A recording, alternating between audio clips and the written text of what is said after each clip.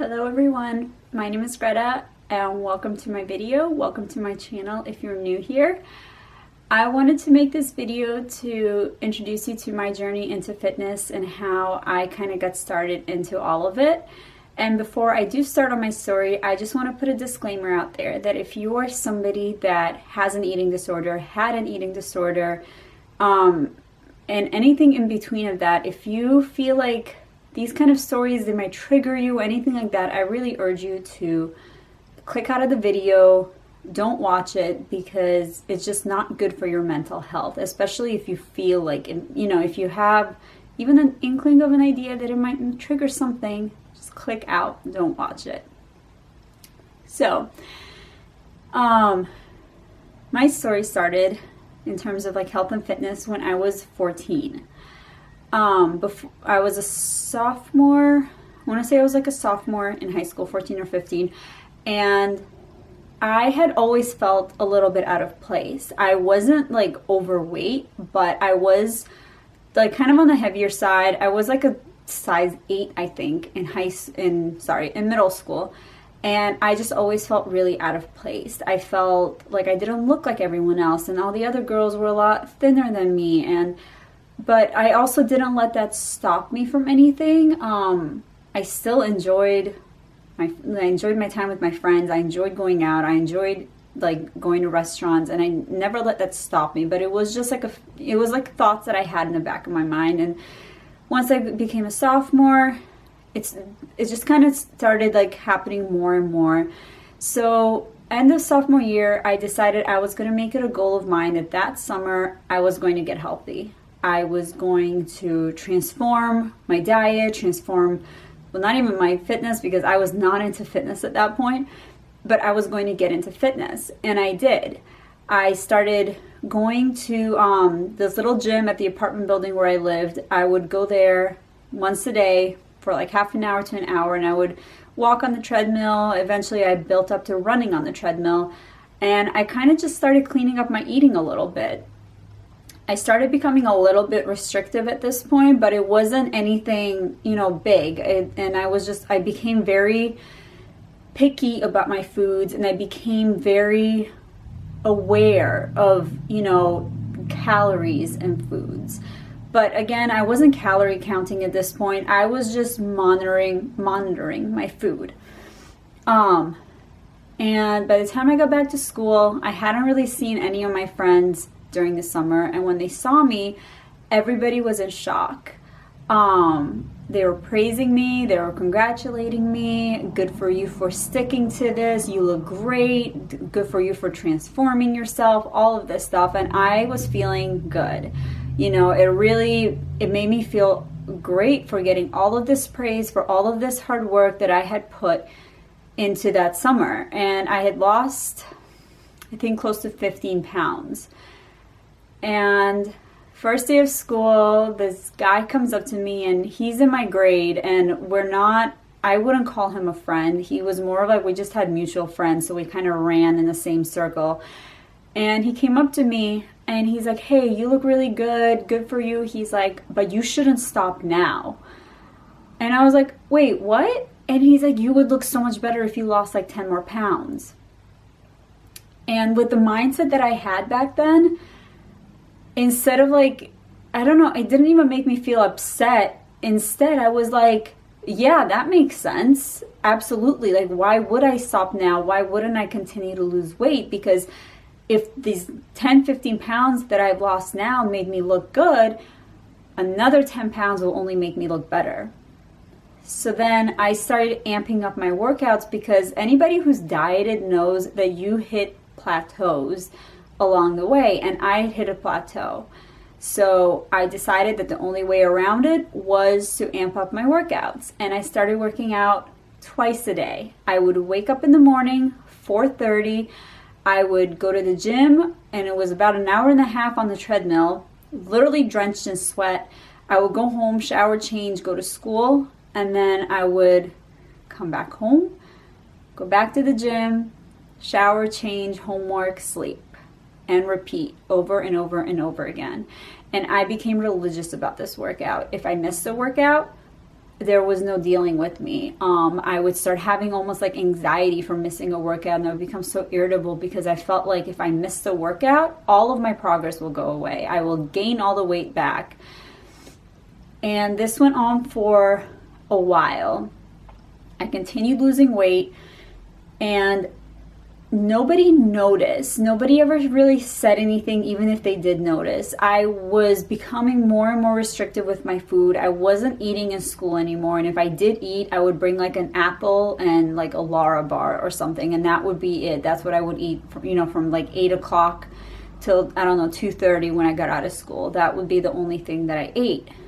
And eventually I lost more and more weight, and I got to the point that I was underweight, but again, nobody said anything because I guess I just didn't look sick enough, which is something that I hope whoever is watching this, I hope you get that out of it, is that eating disorders do not discriminate. You do not have to be a certain body size to be considered to have an eating disorder. You can be underweight, overweight, or right at the weight that you're supposed to be according to your BMI, but it doesn't matter. You can still have an eating disorder. It is so much more mental than it is physical.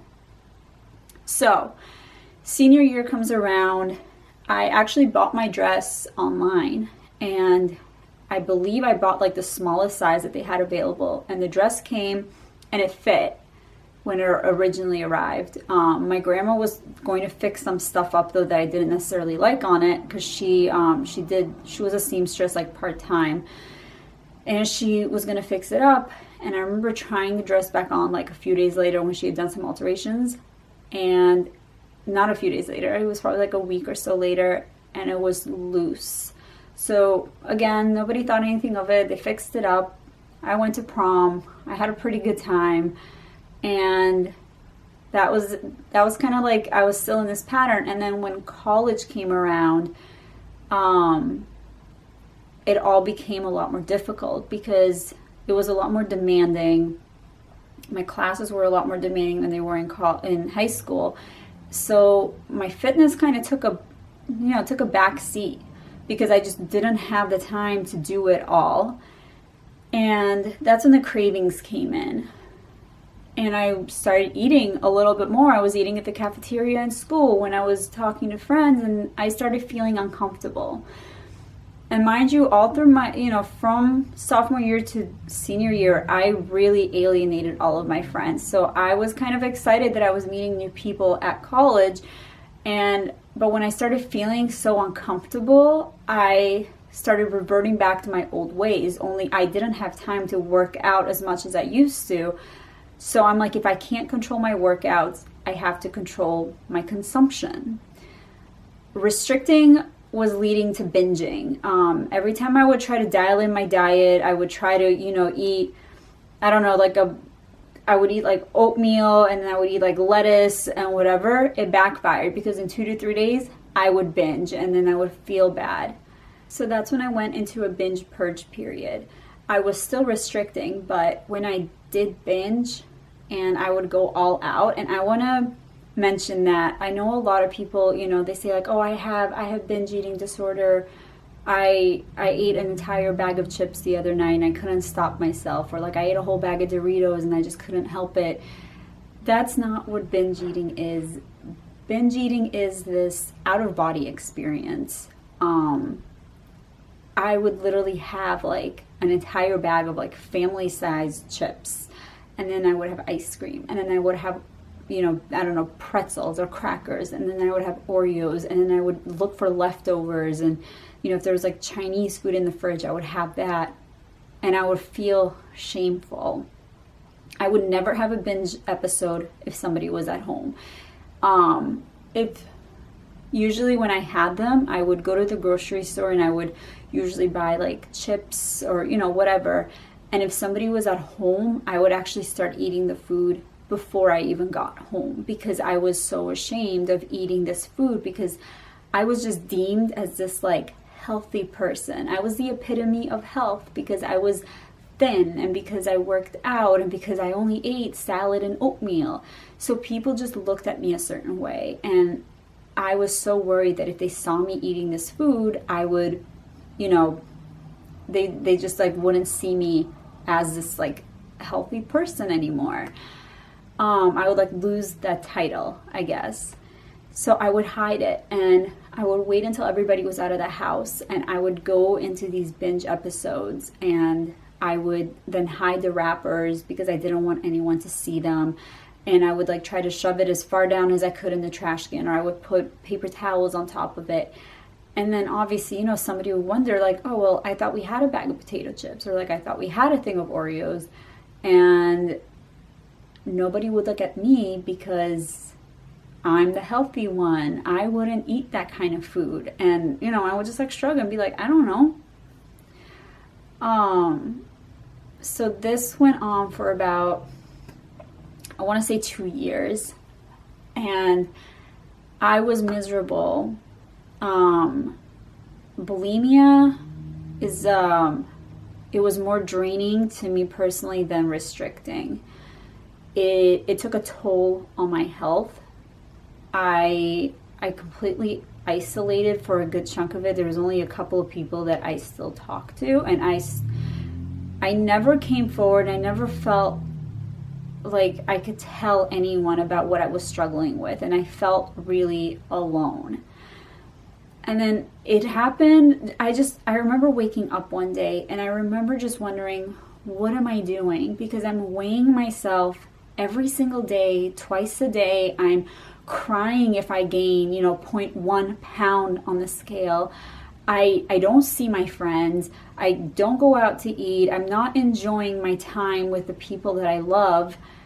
And on top of it, I was starting to have signs, like visible signs of the eating disorder, which then it started, you know, it made it more real, because I feel like I was so focused on just being skinny that I didn't care what the consequences were, but it was mainly because I couldn't see the consequences. And, you know, out of sight, out of mind. But then there started being very, very much visible consequences.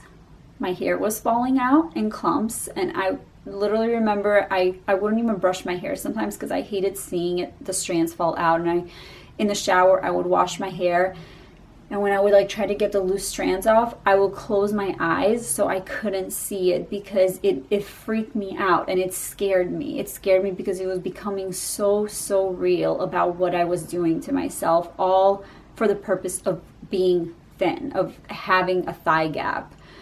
And then I lost my period. And at the time, I really didn't think anything of it. Later on, of course, through research, I realized how important having your period is. And I know that sounds so silly because it's like, obviously, but I had no idea, honestly. I lost it for about a year. And then I was cold all the time. I would wear layers on layers on layers. And I'm naturally, I do kind of run cold, but this was something completely different. This was me needing to sleep with a heated blanket and a heating pad and long sleeve shirt and long pants just to stay warm enough, because I was just freezing all the time.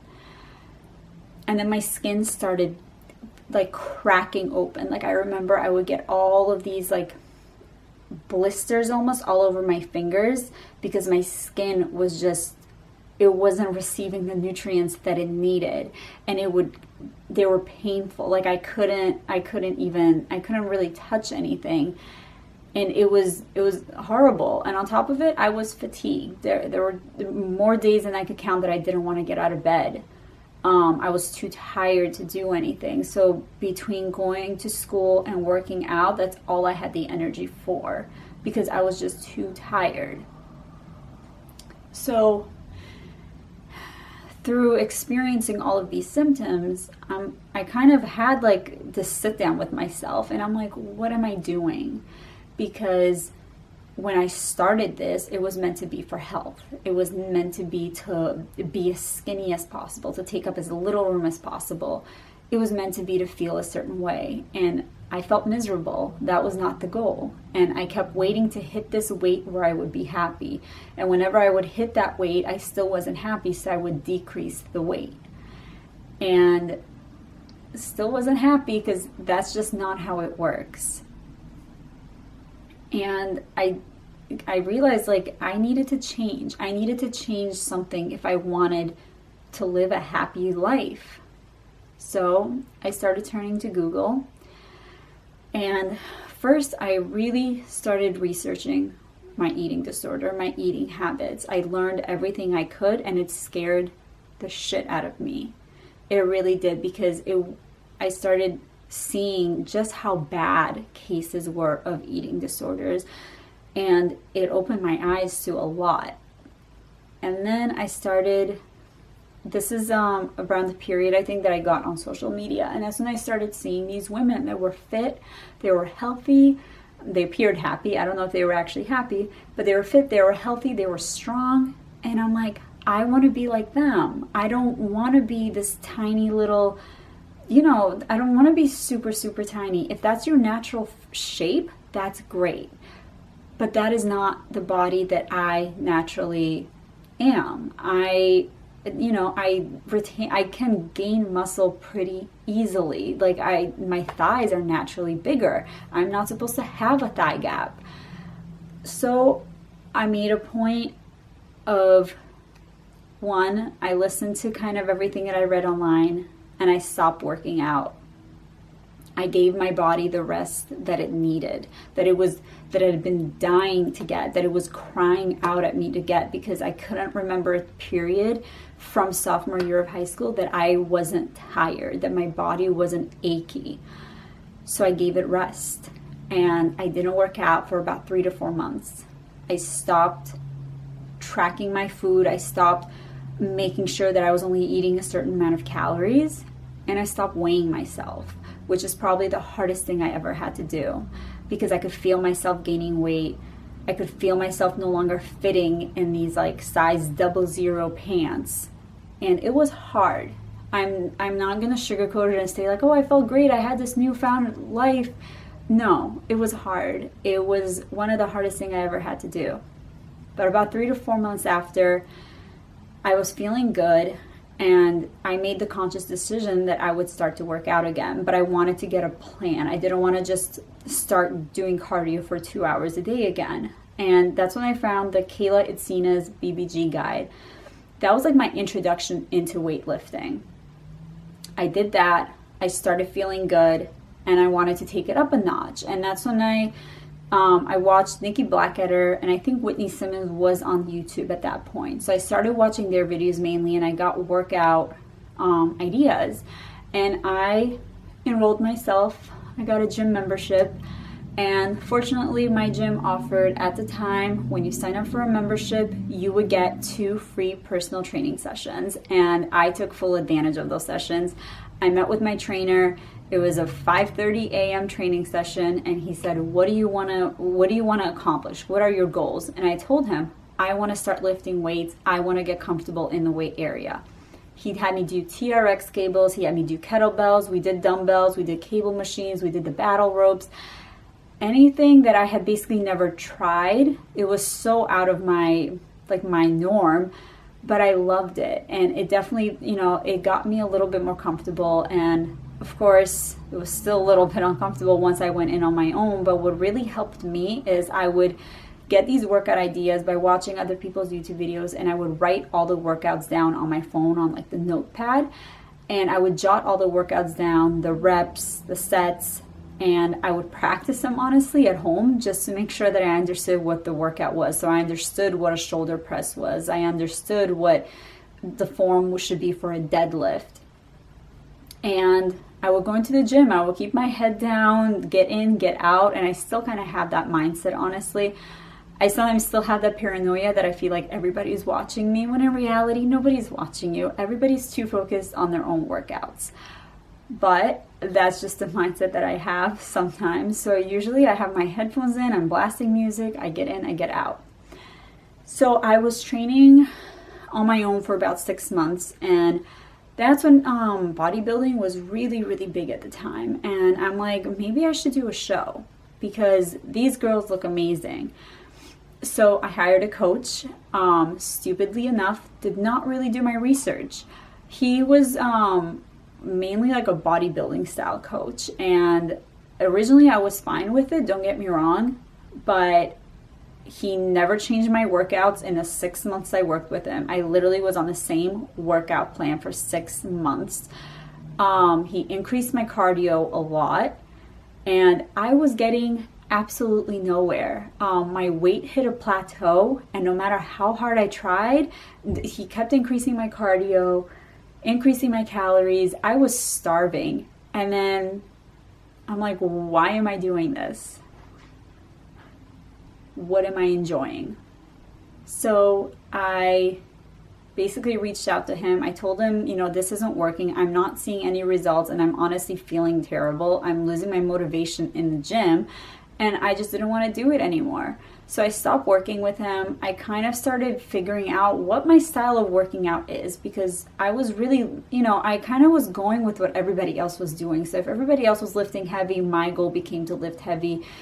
And I realized that I don't enjoy that. I don't enjoy my main goal to be how much weight I can put on that bar. I enjoy functional training. I enjoy circuit style training. And I am okay with it. It's not what everybody does, but that is perfectly fine by me. And I was basically doing this for about 2 years, and I have recently hired a coach again.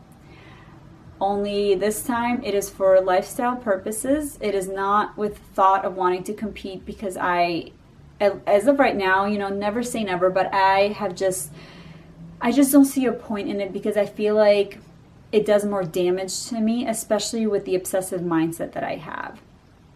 I am counting macros, and the reason I feel like why I don't get obsessive, at one point I'm sure I was, but the reason I don't become obsessive about macros is because I never counted them when I was at the height of my eating disorder. I focused on calories, and that was it. I didn't know what a carb was, what protein, what fiber was. I didn't care. As long as it fit my calories, I was fine with it.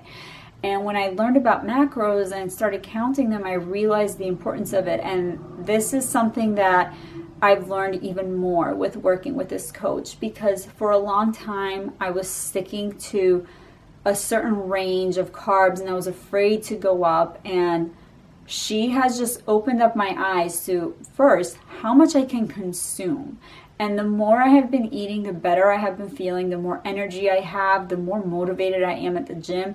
And I'm absolutely so grateful to have found her. We've been working together for about 2 months, and the goal right now is just to kind of increase those calories, because as I found out, I wasn't eating enough. I really wasn't. Not that I was like on a super low 1,200 calorie diet, but I just wasn't eating enough for the amount of activity that I do.